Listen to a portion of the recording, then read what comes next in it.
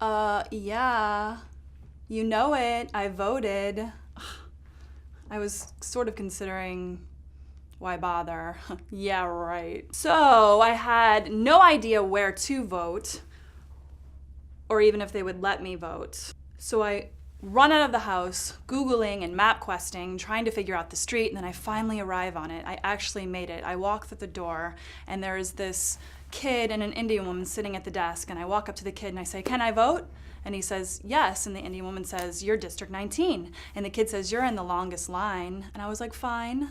So I walk to the end of the line. I look into the gymnasium on the way back, and I notice all of this hubbub going on. There's babies crying and women running around, scattered, trying to figure out where they should put their Scantron sheets. And there's this European man who's running around, like running the whole show. He's like yelling at everybody, "Please, please don't bend your Scantron sheets because they will not fit into the machine." And like everybody was like trying to pipe back with him, like he didn't know what he was talking about, like this European man. And he was like, "I know what I'm talking about. If we do this, and he'll be here all night." And then the people kept trying to talk to him, but he had this big, like, I don't know, like a gauzy type, like, thing happening with his ear. It looked like this kind of phone thing was like just covering it with tape, and he was like, phoned into something. I don't know, I felt very comfortable in his hands. They should have some kind of entertainment at these things, don't you think? I mean, it's supposed to be like this like celebratory, like we're voting kind of thing,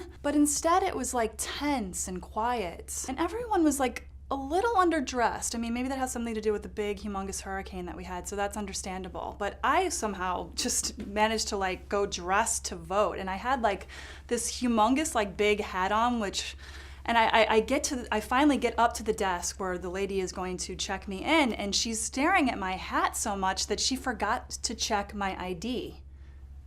And then I looked down and I noticed my name in the registry.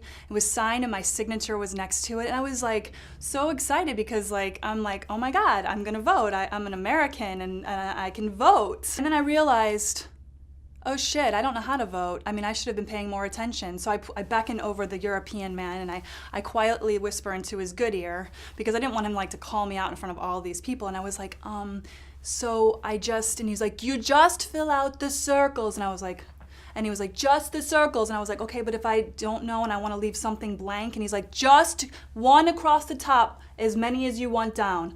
Okay, good, just checking. And then it was time. And that was the scariest part to me. Standing there and I'm like praying to God. I'm like, because it's just like, there's just like, to make that right decision because there's just like so many things. And so I'm like praying and I'm thinking about it and I'm thinking about it and I'm like libertarian and that's like, no, that's like not a real vote. That's like throwing your vote away. And the next thing I know, it was done. And I walked over to the woman and I gave her my Scantron sheet and she put it into the ATM machine and she's like, "Okay, just watch till it goes all the way around. Bing! You voted." And I was like, I voted.